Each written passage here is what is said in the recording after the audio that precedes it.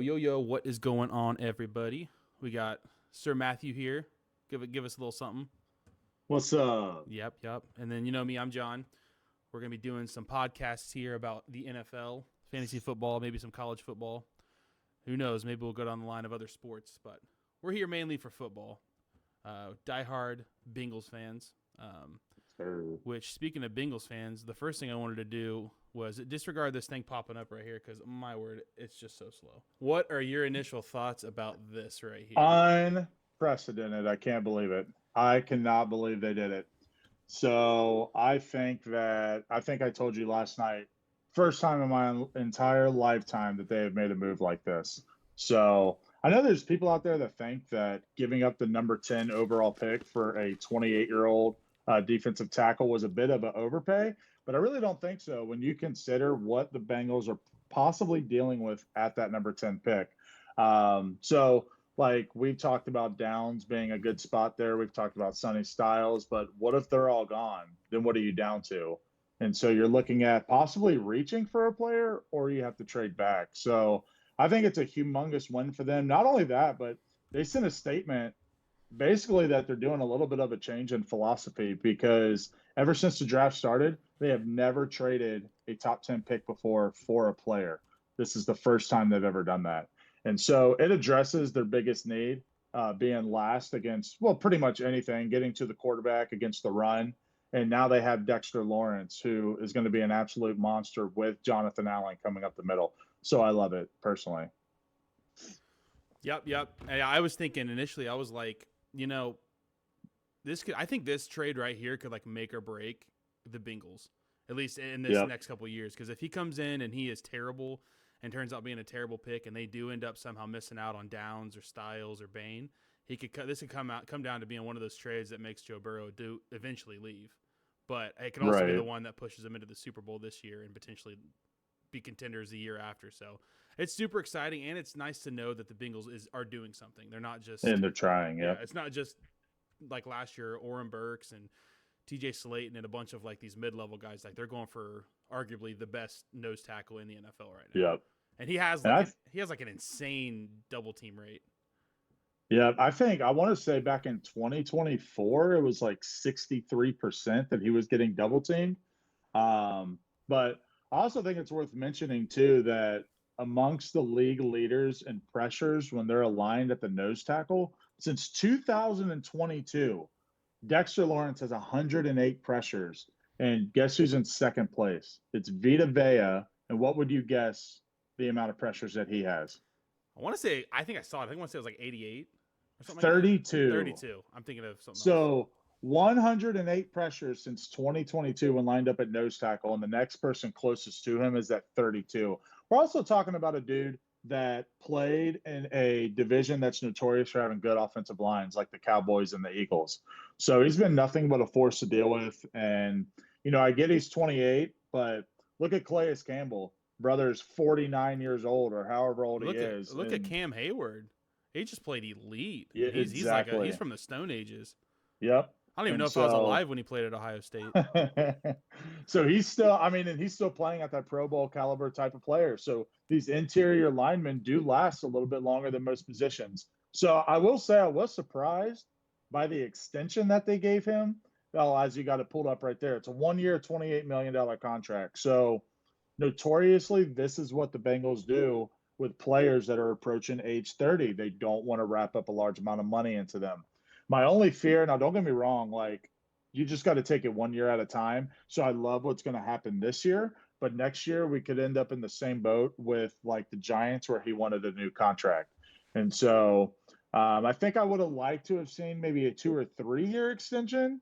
But either way, I'm happy that they extended him for at least 1 year. So he'll be playing up until that age, 31 season, and then we'll have to see where he's at after that. Yeah, and he'll at least have like it's almost like he has like a prove that you're still the best nose tackle in the NFL year.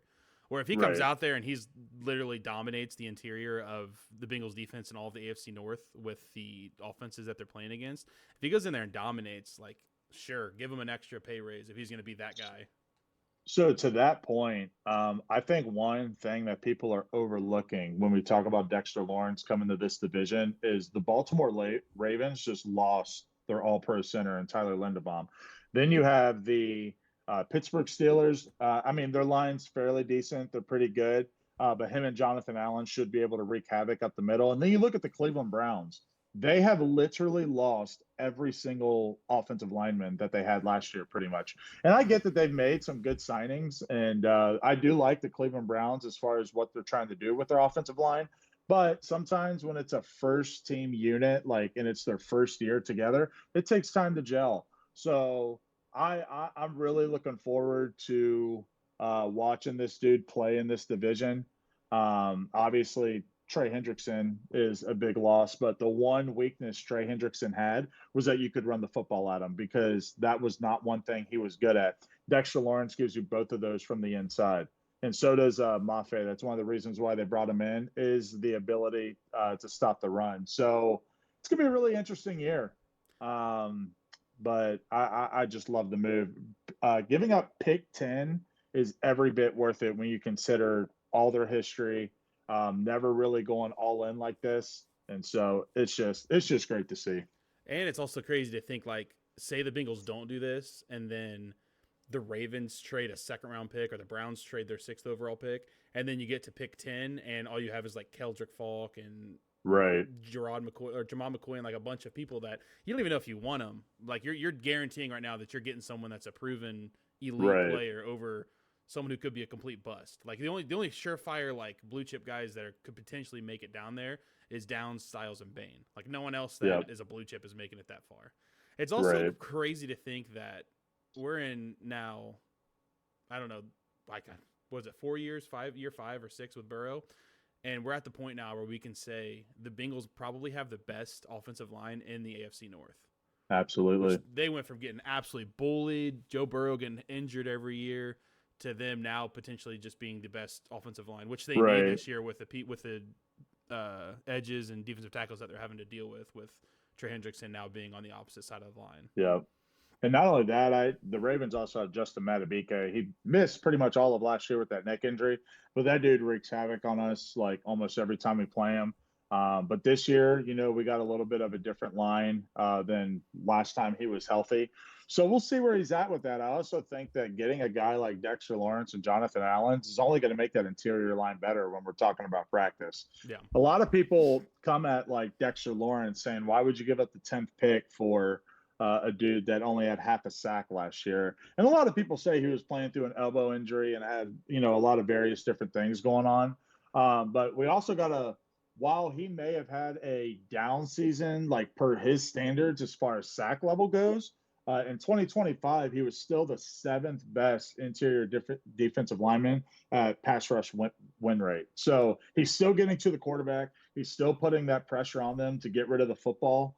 And so I don't know. I just think it's a true home run move that they made, and they only got better from it. Yeah, and again, it shows they're serious. There's no more penny pinching, grabbing these like vets that Right. are going to get cut a year later. This is a dude that's going to basically be the core of that offense. And if you watch some of those videos, this dude's a vibe. He seems like such like Yeah. an elite Yeah. vibe guy to be in smack dab in the middle of your defensive line. So yeah, I'm a big Yeah. fan of it, and I'm excited to. I was telling a couple friends, I was like, I can't wait until the season starts. Like, I'm actually excited to watch the defense and Yeah. see if they actually cook against these teams. We only probably need to upgrade at linebacker. It's probably our last remaining need. But yeah, I mean, even though you took a downgrade at the defensive end position with rolling out Mafe and Miles Murphy next year, the interior is just such a substantial upgrade that, we'll see how it goes, but they've only gotten better. And so it's going to be fun to watch. Yeah, and and it's also, in a perfect world, you get to see Shamar Stewart break out. If he breaks out and turns into a solid edge piece to their defense, they could have a top 5 defensive line by the end of the season, which would be insane coming from a team that felt like they were giving up 300 yards rushing every single time I watched them play. Yeah.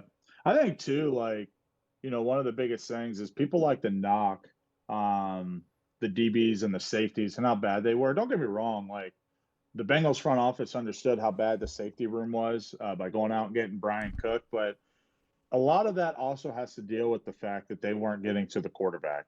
And so every move that they have made so far has been about trying to get to the quarterback. Yes, you lost your sack leader, but they've made multiple other signings to try and make sure that that production does not go away. Yeah, not only Cook, but you're also getting Duggar, which is a vet that's gonna. I feel like he can make Jordan Battle excel as well too, being a vet, teaching him how to improve his Yeah. game. So I think that was also a really sneaky pick. Yeah. But given that you kind of talked about that, what are you? This is kind of on your spot. This wasn't planned. What are your like 2 or 3 dream pickups that are realistic for the Bengals before the season starts? Like for draft or free agency? Free agency. Um, they've lost Lucas Patrick. They lost Cordell Volson. We really need to get more depth at offensive line They because cut Matt Lee too. yeah, so like once you get one injury there, that could really screw up a season. So you really don't want Ted Karras, Dylan Fairchild, any of those guys, like especially Dalton Reisner. I mean, this dude had one of his best seasons yet as a pro at right guard, and if he goes down, how do you replace that? And so I'm really hoping that they can really get together some depth. I don't know if I exactly have a dream like target in that position right now, but it'll more likely come out of the draft, I feel like. So we'll kind of see which way they're going to go there.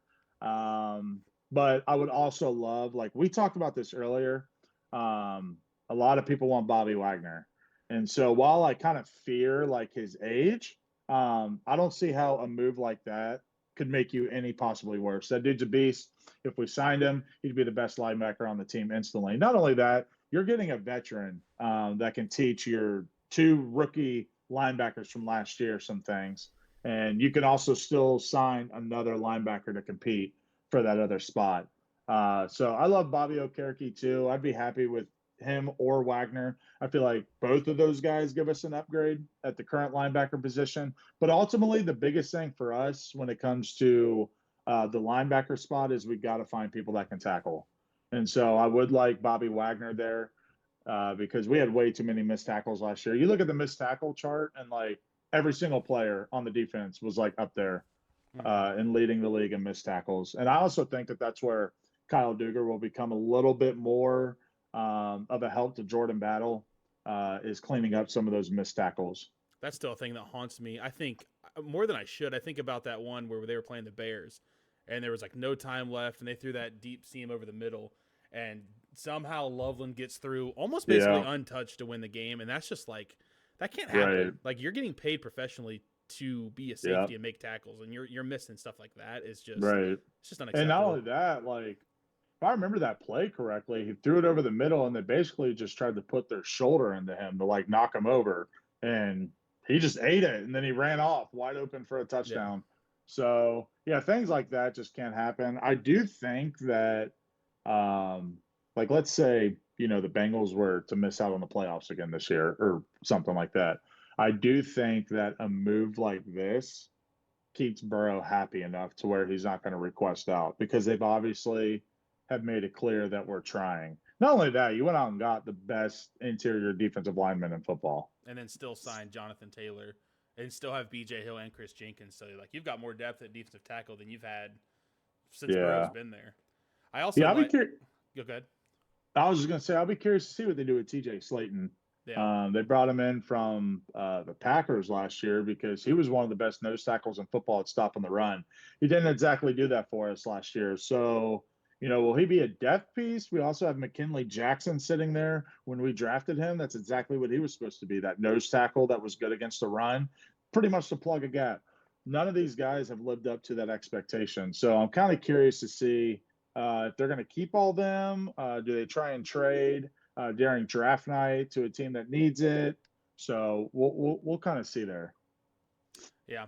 I kind of love the idea of thinking about a team like having Derrick Henry at the 1 yard line and having Slayton and Dexter Lawrence kind of plug in the center right there. Yeah. I feel like that could be like a impenetrable wall of teams trying to run through. with how massive Yeah. both those dudes are.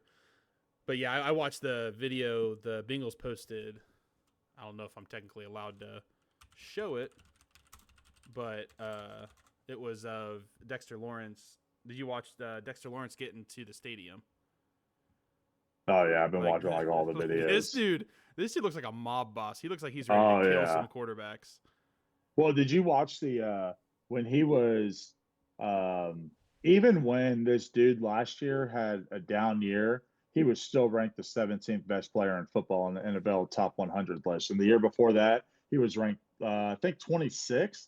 And if you watch those videos, like they always do an interview with players, and they always say like, who is just an absolute game wrecker on the defensive side of the ball. And it'll just be players from all around the league. Like Jonathan Allen, I watched a video of him today. They interviewed him back in 2024, and he was talking about how big this dude was. He said Dexter Lawrence. He said that dude is just an absolute animal, and it is just hard to stop him, and you have to game plan for him. So I think that while people don't like the idea of losing Trey Hendrickson, I also just imagine how much Miles Murphy and Maffe's game is about to open up with this dude and Jonathan Allen eating the double teams in the middle. So And you're B, gonna have a lot of and BJ Hill. I can't remember what the stat yeah, was, but he's top 3, and I can't remember what the stat was, but yeah, I think it might have been double yeah. teams. He's like really high up there as a good pass rusher as well. So when you go back to 2021, I actually was surprised to see this. Most double teams faced on pass rush snaps since 2021. BJ Hill ranks third at 980. I actually couldn't believe that. I mean, he's obviously averages probably around 7 sacks a year. But I couldn't believe that when I saw it. Dexter Lawrence was in first, and he's at 1100.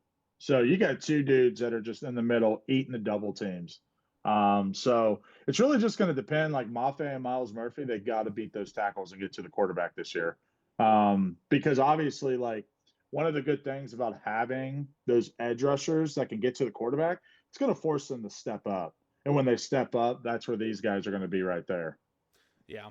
Yeah, I am excited. This is the most I've been excited since I've really gotten into the Bengals, which has been, I mean, I feel like I'm getting more and more of into being a diehard Bengals fan, but this is the most I've been excited for, really feeling like they've truly improved. I mean, last year we'd talk on the phone almost every day about like these dream scenarios of trading Trey Hendrickson and getting this and that and signing this person, and then none of that happening, and then the team having the same exact problems. So it seems like this year they're like, all right, Yeah. we've got to either do this or we've got to just deal with the fact that we're never going to get out of where we're at. Right. I do think this is a big year for Burrow too, because I mean they're doing all this for him, and he like, yes, the offensive line had been bad, but he's got to start being more willing to hand the ball off, more willing to get the ball out fast, Yeah. and stop trying to be a hero, or he's just going to Yeah. keep getting hurt. And that, I mean, that part's on him. It's not all on the defense. He needs to start Yeah. making better decisions Especially, himself. yeah, especially when like, you have plays where he has 5, 7 seconds to throw the ball and he's just hanging on to it. You got to throw the ball away. He's really like, I mean, I'm hoping after that toe injury last season that he's kind of like realizing that. I mean, the Bengals last year, the offensive line was still the 7th best in football when it came to pass protection. So they're doing their job. They're doing the best that they've ever done. But like you said, he has got to just start looking out for himself because, like, if he's out on the field, then well, we see how it goes. Yeah. So Joe Flacco, I mean, he did good in some games, like against the Bears and stuff like that. But then you had games against the Steelers where he just kind of fell apart. I mean, he did good in that home game, but the other game against the Steelers, he wasn't very good. So I don't know. He's really got to start protecting himself, like he said. One thing too, like kind of going back to what we were talking about with Dexter Lawrence, there's another stat that I saw, and that was the most quarterback pressures after the double team. And since 2021, Jonathan Allen and Dexter Lawrence are number 4 and 5. So you have two dudes since 2021 coming up the middle that have the most quarterback pressure since 2021 when being double teamed. So I mean, they should have no problem getting to the quarterback this year. Yeah, if they stay healthy and DJ Turner and Dax Hill keep doing what they were doing towards the end of the season, I feel like they're gonna be potentially an elite defense. Yeah. And that's all what ifs. I mean, they got to actually do it. I mean, high hopes are high hopes, but they don't matter if nothing comes from it. But I mean, I'm excited. I know we're both excited, and we're excited obviously for the draft coming, which that is what's up next. We're going to head over to a mock draft, so we'll see you guys there in a second. All right, ladies and gentlemen, now we are going to give you guys our official.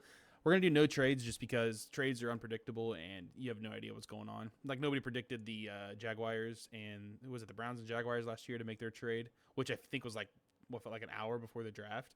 I don't know if that's just unpredictable. So we're just going to give you our prediction of who the 30 teams would pick if there was no trades in the first round, minus what's already happened. I'm going to do all the odds. He's going to do all the evens so that there's no bias and no scheming to get players where we wanted to go. I'm going to start off with pick 1. Very obvious. They need a quarterback. Everybody and their mama thinks that this is what's going to happen. So we're going to go with the Heisman winner, Fernando Mendoza, to the Raiders. They just got the GOAT, Kirk Cousins, though. Nobody respects Kirk Cousins. Not a single person. Yeah, that one's pretty straightforward. Pretty much everything after this could be between 1 to 3 to 4 people. You don't know. So I do think one of the hardest things with number 2 here is you got a lot of smoke screens going on right now. You got a lot of reports saying that they prefer a guy like David Bailey. Ultimately, though, I'm calling cap on that. I'm going with Arvell Reese here. I think that they want a playmaker like that for linebacker. Not only that, he can play kind of around the defense a little bit and give you that flex for pass pro and to be able to go out in coverage and everything like that. So I'm going Arvell Reese here. Yep. I mean 6'4", 241, a 447. I mean, it breaks my heart that we didn't win the championship with Reese and Sonny Styles, both just the most elite athletes that have been at linebacker as far as I've ever watched the college football that I've ever seen. Pick 3, everywhere that I've seen, it seems like they're going David Bailey. I guess there's a world in which Jeremiah Love could end up going there. James Conner, I don't even think is there anymore. They've got. I want to say they restructured him. I think he's still there. I don't even think I could pick the team. And they have also got. Go ahead. I was going to say you got that dude they drafted from Florida State that's been injury prone. That's what I just can't remember his name. But in the end, I don't think they're going to go with Jeremiah Love. I don't think that he goes at 3. I think that they stick with David Bailey. I think that's been the consensus all around. It's David Bailey until Arvell Reese is available. Then it's Arvell Reese. So I'm sticking with David Bailey here at 3. Cool. I think too. Maybe one name to watch for could be that Francis. Is it Mauigoa? Mauigoa, I think. Yeah. Mainly because they lost Jonah Williams, so they're going to be looking for another tackle there. I think that all teams feel like maybe protecting the quarterback is their most important assignment, but they got Jacoby Brissett. Also, with the Cardinals, I feel like outside of Trey McBride, their entire offense is a dumpster fire. You don't know who your wide receiver 1 is. You don't know who your running back is. Jacoby Brissett is currently not showing up to your camp because he's concerned about his pay. Like, I don't know. They'd probably just want to avoid offense at all costs and just draft a blue chip edge at 3. Well, that's what's crazy too. Like with the Cardinals here is you got Michael Wilson going off every game that Marvin Harrison doesn't play. So Marvin Harrison comes back, and not only does Michael Wilson not perform good, but neither does Marvin Harrison. The whole offense looks worse. Right. So it's going to be a tough one there. I guess we'll see. I do like the pick though. I think that David Bailey. There's definitely a world where we see all these guys go in the top 3. Tennessee's a tough one for me. I think we talked about this just a few minutes ago. Like, if you're Robert Saleh, which way do you go here? I don't see a world where the Giants miss out on Jeremiah Love if he's sitting there at pick 5. One prediction that I'll give is that the Giants could trade up here. They have that 10th pick. They might just say, what pick are they in the second round? Are you able to scroll down and see that? Pick 4 or pick 5 probably? Oh, no, I can't. I only did one round. Pretty sure they're pick 5. Right. So whatever pick they are there in the 5th round, they could be willing to just part with that to be able to move up one spot. But, Robert Saleh, which way do you want to go here? Cam Ward needs more help. I mean, the weapons are just not there. Tony Pollard and Tyjae Spears have been okay. I mean, Tony Pollard's been pretty good since they signed him, but Jeremiah Love is an absolute game changer for you. So this is a tough one here because you got Sonny Styles sitting there, and I do know how much Robert Saleh loves his defenders. With that said, though, I'm going to go Jeremiah Love as the pick here. I think that they go after offense here, and they need to start really helping out Cam Ward. I'll be interested to see how that works with. Is Tajay Spears and Tony Pollard both there? Did Tony Pollard leave? I don't think he's a free agent just yet. Let me look, because Titans are one of those teams I forget exist all the time. Well, that and what's his name? Tajay Spears also, and even Tony Pollard. They're just not dudes that move the needle for you. But Tony Pollard's still there. But just imagine a backfield where you have Love and Pollard in the backfield. So they need a workhorse. I think they take him. And I mean, you could just see how like Bijan Robinson, Jahmyr Gibbs, even McCaffrey, obviously all the veterans, but specifically the two recently drafted superstars in the top 10, they've completely just changed their teams. Like they alone are an offense. I mean, they're like McCaffrey. Dude gets 3 yards a carry, but is still getting every touch. I mean, Jeremiah Love can do that. And if that's what the Titans need to expand what they can get. And they also got Shamiri, was it Dyke? That just started to pop off all over the place. So they're getting like a wide receiver that, I mean, has upside. Obviously, I don't think he's a wide receiver 1, but he could be a pretty good wide receiver 2, wide receiver 3. And he's great on special teams for him too. And he's elite. I will say this. If the Cardinals go tackle with their pick, David Bailey's the pick for Tennessee. But in this scenario, I'm going with Jeremiah Love.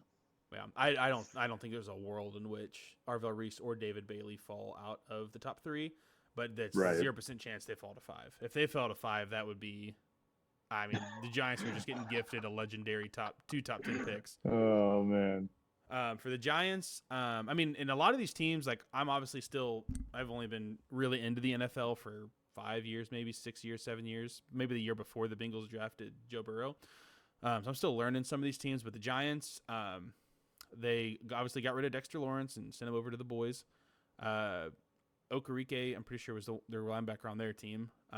They don't need any defensive tackles or any defensive line. The only thing I see them doing right here is Sonny Styles or Caleb Downs, and if you think the other one's going to fall to 10.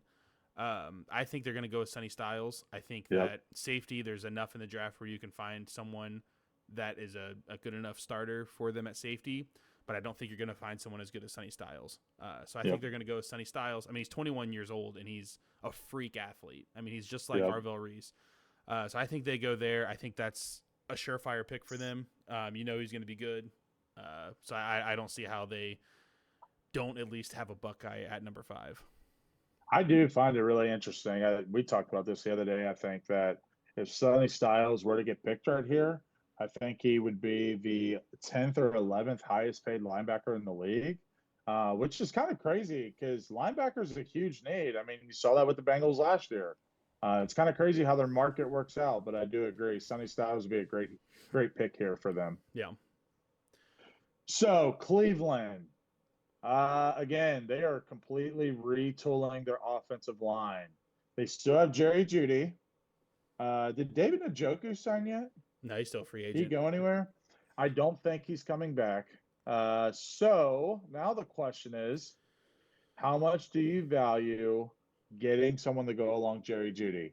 But you're completely retooling your offensive line. And if Maui Goa is still sitting there with this pick, I do not see how they pass that up. And I think they have to do it. So I'm going with Francis Maui Goa from Miami. It just has to be the pick. I mean, protecting the quarterback, like I said, should be the first priority of every team. It's your most important position. So, especially, I mean, you got Shadur Sanders, now a second-year quarterback back there. You got to protect him. Like if you start getting him in a position where he's getting injured because he has nobody there to protect him, then what's it for? Like now you're just putting yourself in a position where now you don't have a quarterback and you still don't have an offensive line. The part that's crazy too is like they're probably going to roll out Deshaun Watson as their starting quarterback because he's coming off those Achilles tears. So he very well could get benched, but you're guaranteeing him like $60 million this year. So he'll probably end up being that guy, but either way, you got to keep them standing up no matter what. Yeah, I agree. So I'm hoping that whether it's Deshaun Watson or Shadur Sanders, it doesn't matter who's at. I mean, it's the same argument people try to make with the Bengals drafting Jamar Chase over Penei Sewell, but Yep. Jamar Chase is the best wide receiver in the NFL, and I don't think any of these wide receivers in the draft are ever going to get to Jamar Chase's level. Nah. As to where Francis Malioga could get to Penei Sewell's level. Yep. So, and with Washington, that's one of those teams where it's like, I feel like these dudes are signing and trading and doing everything. Where it's like, I feel like these dudes are making so many changes, but I still think that even though they have Terry McLaurin, they need another wide receiver. I think they need someone that's going to complement him well, someone that's going to help elevate Jaden Daniels.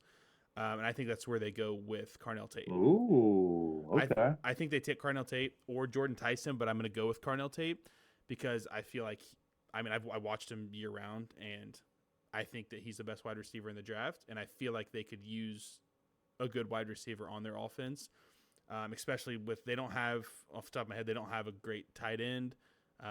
They got a decent offensive line. They don't have, comes to my mind, a good running back. So I mean, they need offensive firepower, and I don't think that there's anybody else here that they could take that could help elevate their offense more. You could take defense here, but I like Ruben Bain or Caleb Downs, but I think that Carnell Tate is something that you need if you want to be able to keep up with some of these teams. Well, not only that, I think everybody outside of the injuries, I didn't see the same Jaden Daniels that I saw in his rookie year. And so I guess, like, I don't know. He had a lot of injuries, so it's tough to kind of judge his sophomore year. But I do like this pick in the sense that you're setting him up to succeed even more. That's obviously a dude that they're going to be relying on this year. So they were just in the NFC Championship game 2 years ago. So I like the pick. Yeah, I mean it. I I was I thought you were going to take Caleb Downs here, but I do like the take pick here. Yeah, I mean, New Orleans. I think drafting Caleb Downs would make your defense way better, but it doesn't matter if it's 3-20. Like, you got to have an offense. Yep. Let's see. New Orleans here. So another team. They need someone to complement Chris Olave. And I know that Tyler Shao kind of flashed some. He kind of flashed at the end of last season, so they're going to be rolling into this year with him as their starting quarterback. And so, where do they stand on how much they are going to help him as far as having someone to throw to? Chris Olave, obviously a great receiver. I really like him when he's on the football field. I think it would actually be really fun if they draft Carnell Tate here, if he fell to this spot. You got the two Buckeyes for their starting receivers. In this instance, though, like, it's going to be hard, I feel like, for them to pass up on a player like Caleb Downs. Jordan Tyson, though, is a player that people say is the best wide receiver in this draft. The only knock on him is his injuries. And he's a little small. So when you get up there to that NFL level, it's not like the injuries are just going to go away. So this is one that I feel like it's so hard because Jordan Tyson would add another element to their offense. But in this case, I'm going with Caleb Downs here. I do think that they're going to go defense. I don't think that there's an edge rusher right now. Like, Ruben Bain's good. But I don't know if he goes in the top 10 or at least the top 8. Caleb Downs is a generational prospect. I'm going with Caleb Downs here. Yeah, I agree. I mean, you're putting it at someone who could potentially break out and be an all-pro versus someone who, I mean, me personally, this guy's an all-pro. He might be an all-pro his first year. So you're taking a surefire superstar versus somebody that could be a superstar. I think he'll still be good, but you're running that risk of also not having an offense because Tyler Show regresses like Jaden Daniels did. And then you're stuck in a position where you drafted a premium pick on a player that isn't playing at a premium level like Caleb Downs will. Right. For Kansas City, another team that I feel like they are just making moves all over the place. Sorry about that. One player that at I would say like a week or two ago, I was thinking, I could kind of see them trying to sneak in, is like a Mekhi Lemon or Jordan Tyson with Rashee Rice going through all of his legal stuff, but he's been cleared of that. From what I've seen, they're not pressing any sort of suspensions or any Nope. punishment from the NFL, so that is out the window. The pretty much only 2 picks that I am currently thinking that they'll go for potentially is Spencer Fano, however you say his name, or Mansour Delane. Traded Trent McDuffie to the Rams. I see them taking Mansour Delane. I think he's the best corner in the draft. You could argue Jermod McCoy is, but coming off an injury, you don't know if he's going to be the same or not. Especially he's going from college to the NFL. He could just not be ready for that. It could come at him too fast. Mansour Delane, again, playing in the SEC, fast athlete. I when people were first saying the Bengals might take him, I didn't like that. But as I learned more about him, I'm like, I think this guy's gonna be good. So I think that they go with Mansour Delane. I think he will fill in CB1, CB2 right away. I think he'll be a great corner. I don't think Patrick Mahomes is gonna be playing for the first half of the season, if not the whole season. Nah, I think he'll be back at some point, but I know they traded for Justin Fields, so they have him. You're looking at a potential down year for the Chiefs, anyways. Travis Kelce's 52 years old, however old that dude is. Still got Rashee Rice and all them on offense. I think your offense is still competent enough, but you gave up a lot on defense. I think you got to go with Mansour Delane here. I also feel like, too, for the Chiefs, why would you trade Trent McDuffie if there wasn't a player that was going to be sitting there that you felt like was going to be really good, that you were really high on? Why make that move? So I think Mansour Delane is the pick there. I've seen a couple mock drafts kind of sneak in Monroe Freeling there. There's a lot of people, due to his size, that they are really – it's kind of like an Amarius Menz thing, where kind of inexperienced, but the size is there. And if he 95th percentile. If he lives up to that size, they just cut Jawan Taylor. So they need a right tackle. So I agree with your pick, though. I think they're going corner there. They have bigger needs on defense as of right now than they do offense. Yeah. So next we got the Giants. So you put Sonny Styles here. So if you're the Giants, I do think that, talking about Harbaugh here, I think that he definitely is going to get Jackson Dart a little bit of help. Obviously, you have Malik Neighbors coming back from that ACL injury, but you just lost Wan'Dale Robinson to the Tennessee Titans. So, and that actually is a player that I didn't even think about when we were talking about the Titans earlier. They picked up Wan'Dale. So that could be a huge plus to having Jeremiah Love, is that you have a receiver that is dangerous with that speed. And you got Chidobe Okonwu. There's an NBA player and there's a tight end, and they both have similar names. But they also got that young tight end. I mean, they have a couple key role, almost role player pieces that you throw Jeremiah Love in there, you turn it into a significantly better offense. No, absolutely. So with them going Sonny Styles with that first pick, I do think that they're going to pivot to the offense here. Now the question is Mekhi Lemon going to go, or is it going to be Jordan Tyson? But they also have a need at corner, because Deonte Banks has not lived up to the hype of when they drafted him a couple years ago. He's been burnt toast. So do they take the risk on a Jermod McCoy here, who some people believe is the best man coverage corner in this draft?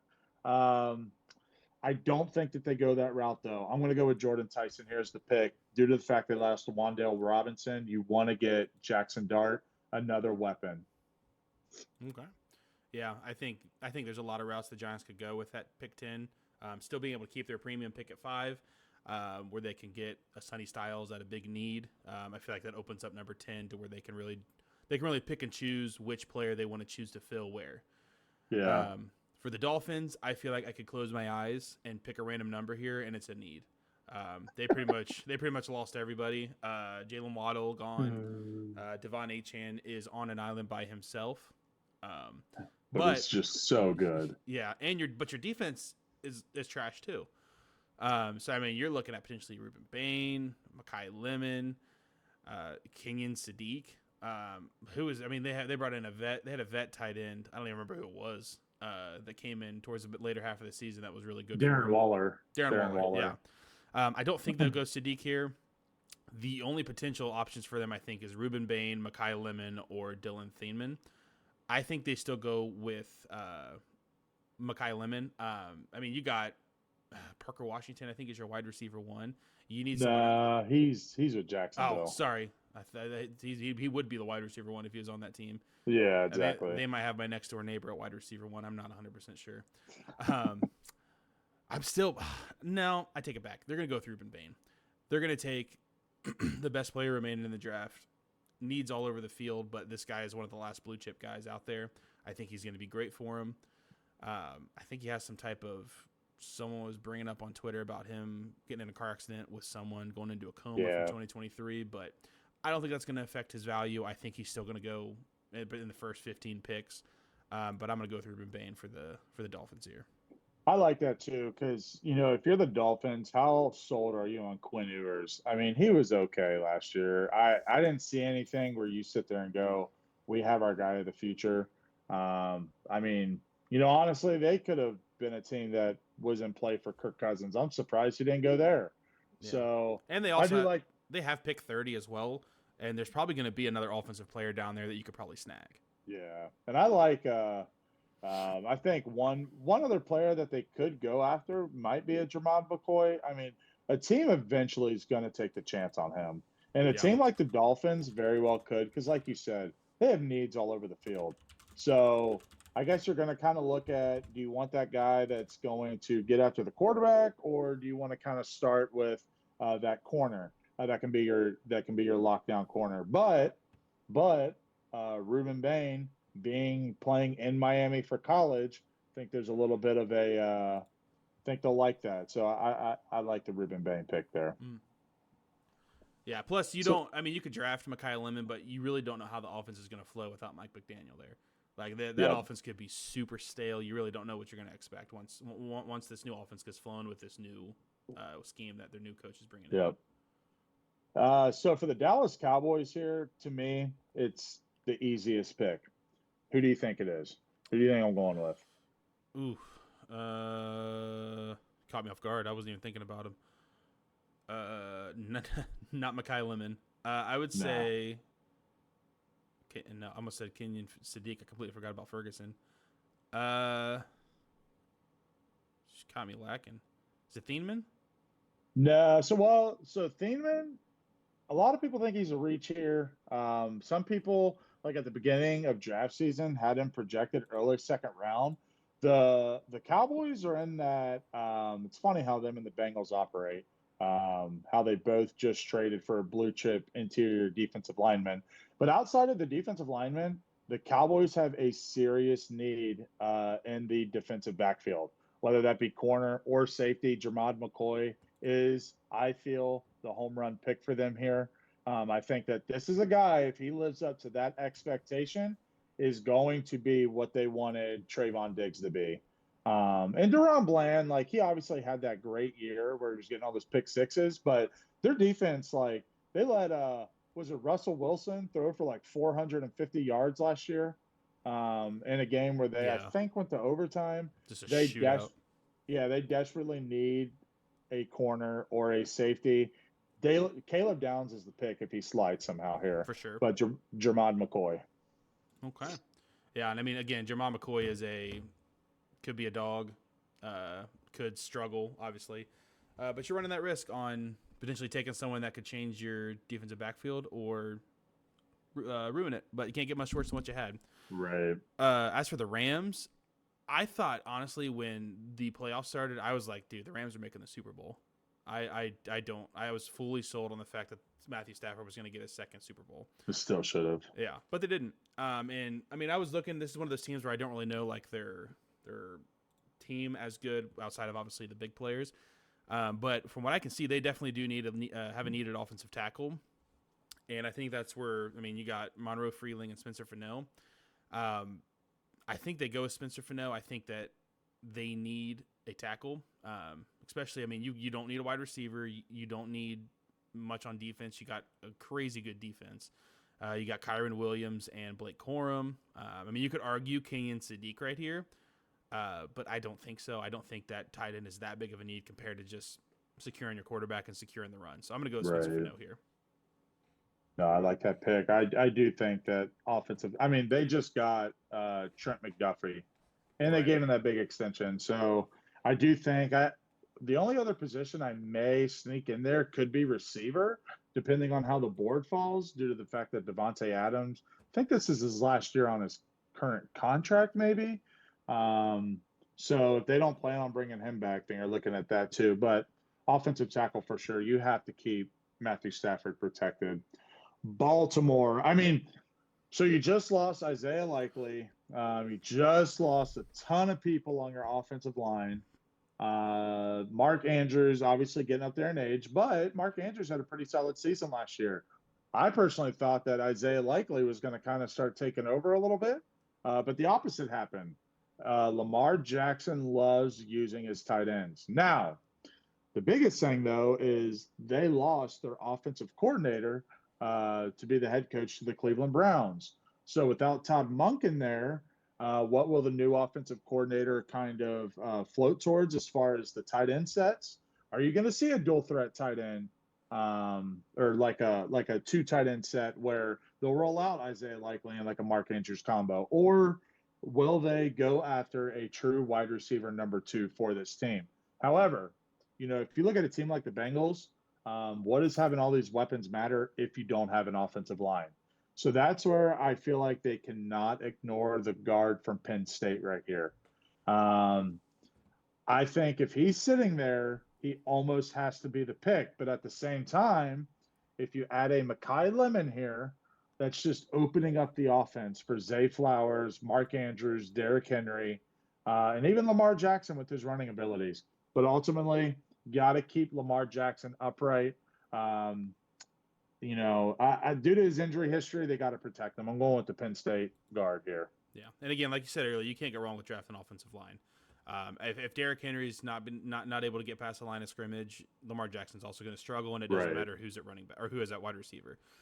So I like it. I think it's good. Tampa Bay, another like sneaky team. I didn't really watch many of their games. I don't know a lot of what they need. I know that I don't even think Mike Evans is there anymore, but I know they got Emeka Ibuka. No, he's with San Francisco now. Yeah, they got Emeka Ibuka. They got injury-prone Chris Godwin. I mean, I feel like they have a lot of different needs that they could get. Let me look here. This is one of those teams that I'm like, dude, I don't know. They really well, and this is one of those teams where they could go in a lot of different directions here. I just this is gonna be a tough one here. I'm glad that you have this pick because this is gonna be a tough one. They have Kate Otten, but they could go with Sadiq here. I mean, adding weapons for Baker Mayfield is going to help people like Ibuka and Chris Godwin. And Ibuka, like, if you remember, like the first, 7 weeks of the season, like, dude, this guy's the best wide receiver in football. And then he kind of fell off, so he kind of cooled down a little bit. But it's going to be tough here. I mean, they have needs on the offensive line as well. Yeah. I mean, the only other potential outside of maybe taking Mekhi Lemon would be to take an edge rusher. They could take a risk on Keldrick Falk. I mean, I'm not sold on this dude being good, but I'm also not a professional. That's not my full-time job. Maybe people view him higher. I mean, they're projecting him to go in the top 10 or top first round. Wow. So I think I'm going to switch it up at the last second. I think I am going to go Keldrick Falk. I think that they're going to take a chance on him. I think they are going to trust the fact that Chris Godwin could come back and produce, and mixing him in with. I mean, they missed Bucky Irvin for a huge chunk of the season too, so getting him back in there too is going to help the flow of the offense. But you got to have a defense to play with your offense. So I think they do go with Keldrick Falk there at 15. Yep. But all right, so now we got pick 16. We're going to kind of not zoom, but we're going to quickly go through these last ones as we're hitting our time limit here. It's going to be like the mock drafts where they stop giving descriptions as to why they picked them there. So we're just going to start boom, boom, boom, boom, boom. So I'm going Ty Simpson here. They need a quarterback. Where's he even at? Oh, there he is. Yeah, I mean that is it. Ty Simpson, Alabama seemed like he was He was ready to rumble, and nobody wants to play in for the Jets, but he has no choice. Yep. Detroit's another one of those teams where it's like, dude, they've got so many weapons, but I think they're going to go with Monroe Freeling here. I think they could use an offensive tackle, especially a young one, to come in, and he's fitting in right into a perfect team where he could work with Penei Sewell and turn into an elite offensive tackle with him. I do think Minnesota here, Dylan Thieneman, I feel like is the obvious pick. They also need to replace Jonathan Allen, so Peter Woods is in question, but I'm going safety. Dylan Thieneman. Yeah. Panthers, super sneaky team, somehow snuck into the wild card. Absolutely mind-blowing. Almost beat the Rams. Yeah. I think, correct me if I'm wrong, they don't have a very good tight end, do they? No. They have, I forget the dude's name. It's Tommy Tremble. Yeah. So I think they go Sadiq here. Bryce Young started popping off. You got Ted Roy McMillan. I don't even remember who their running back even is. Jonathan Brooks, if they still try with him. Kenyon Sadiq. They don't have no more Rico Dowdle, so it'll be Chuba Hubbard, I think. And he is decent, but I think Kenyon Sadiq opens up that offense so much. I think he could help Bryce Young excel. This is a tough one here for Dallas. We just went Jermod McCoy. I'm not sure that there is a DB here that could be high enough, or even like an edge rusher that is high enough for them to take here. So this one's kind of tough, but I do think they're going to go off offensive line. So I'm going to take Caleb Lomu here. Here he is. Caleb Lomu. I'm pick 21. My goodness. Make sure this is still recording. There we go. All right. Pittsburgh. Initially, you'd think a wide receiver. I'm shocked that Lemon's still here. Well, they just got Michael Pittman. I was gonna say you would think receiver, but they got Michael Pittman, so now they got Metcalf and Pittman.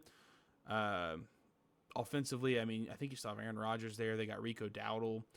I think that they are going to get someone almost as like a replacement to Cam Hayward. I think they go with Peter Woods here.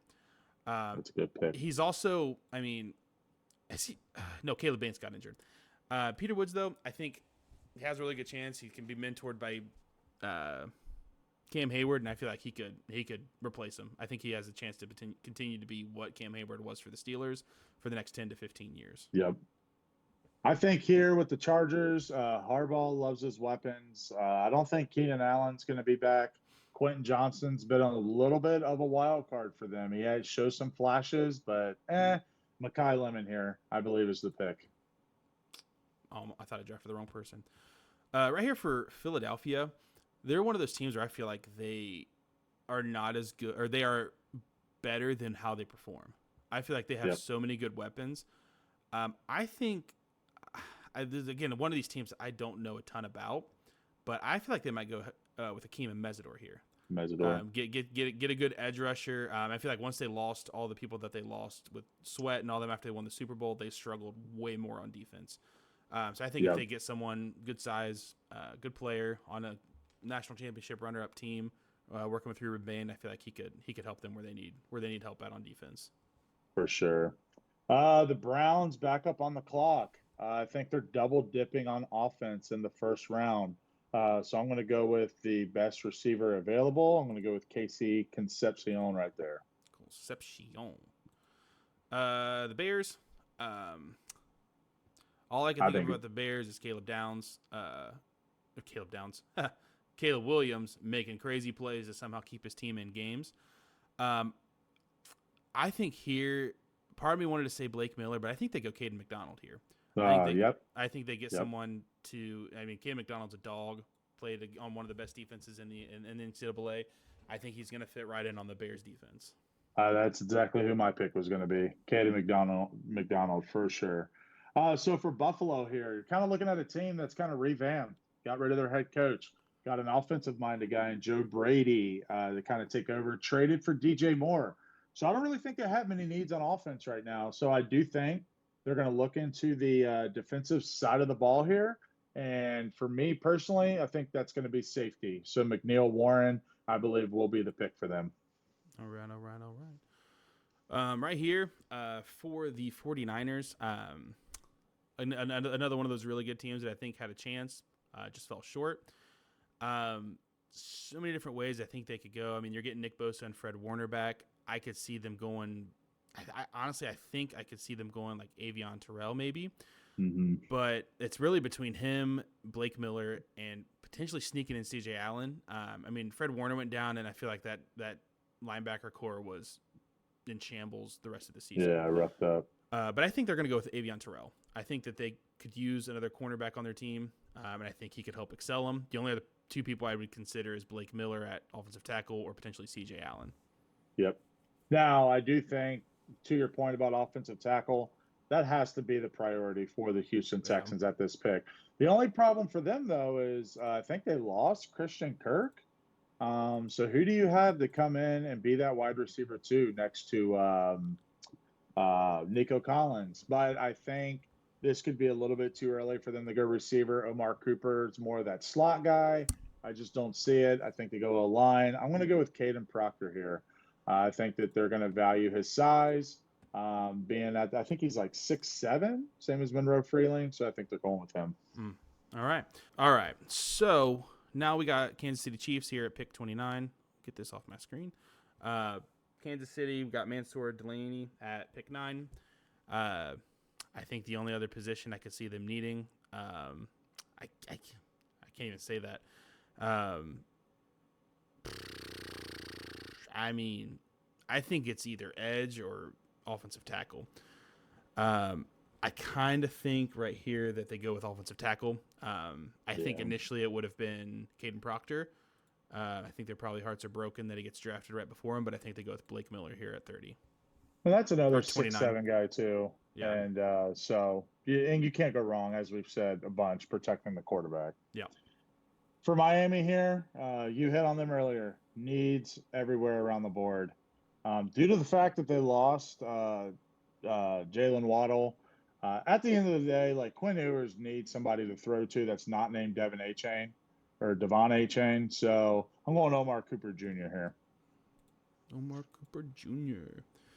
Who do we got here? We got New England. Another team that, I feel like they shouldn't have been where they were, but they made a way. I don't know a ton about the team, but I could see them, like it says, I mean, I can see them going Caleb Banks, Cassius Howe, T.J. Parker. I could see him going C.J. Allen. I mean, no, you don't think so? I need him to slide. That's all. This is why we do switching. I could see them going C.J. Allen, though, just because I think he's the best player left. I think he is better than any of these people, and I think he is going to be. I think he's going to be the best player, one of the best linebackers in the draft. So he's going to snipe the Seattle Seahawks, I guess. Snipe the Bengals, you mean? Or the Bengals. I think that he is a steal at 31. Yeah, absolutely. So who do we got left? Seattle Seahawks as the last pick. So with them losing Mafe was more of a rotational piece for them, though, on the line, and they have Byron Young and a couple other guys that are young enough. So I do not think that they're going to go defensive line here. Now the next question is where do they pivot after that? Because you just paid Jackson Smith, Nick Jigba, and you locked up Raheem Shaheed. So you have him as well. You lost Kenneth Walker, but is there really a running back to take here where you not kind of feel like you're reaching? This one's hard. I think that they will probably go with the best cornerback left due to the fact that they lost Tariq Woolen. So, in my opinion, I'm kind of leaning towards Colton Hood here over Chris Johnson. But they also, I think D'Angelo Pons could sneak into the first round. It's just his size. I'm going with Colton Hood. Okay. And that, ladies and gentlemen, is the Cousins coverage first round. Sir. I guess we're never going to see what it is because this is in the way. But you can watch the video back if you have any needs for memories.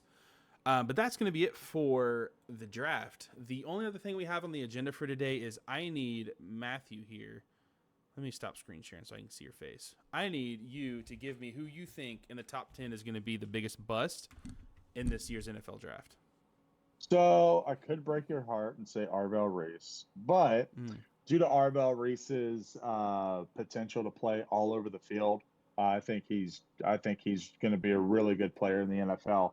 The hard part about the NFL, though, is it's all about which team the player gets drafted to. because sometimes teams like the Jets just sometimes don't know how to utilize certain players. So I'm going to go with David Bailey. I Mm. do think that the biggest knock on him coming into this draft is that he's undersized and he doesn't quite have the measurements, but he's got an insane like first twitch there to get off the line of scrimmage that he has working for him. But ultimately, I think that size is sometimes your biggest friend. I mean, look at a guy like Miles Garrett, the way he's wreaking havoc. He went number one overall. So can you David Bailey going 1 or 2 picks after a player like Miles Garrett? I don't think he lives up to the hype of where he's going to get drafted. So I am going with David Bailey. Mm. Okay. I mean, he also played for Texas Tech, which I felt like they were overrated. I don't think they're that good. Yeah. But all right, that is a decision that either you're going to sound like a genius or you're going to look like an idiot. I don't know ball. But that is going to be it for our first podcast on the Cousins coverage. Yes, sir. Leave a like, comment what you think about Sexy Dexy coming to HUGE Nation. If you think a pick's going to go different in these first couple picks, let us know. We're all ears. Just know you're wrong and we're right. But that's it for us. We'll see you guys post draft and see how we did and what's to come for 2026, 2027 Yeah. season. Let's Peace. go, baby. See you guys later. See ya.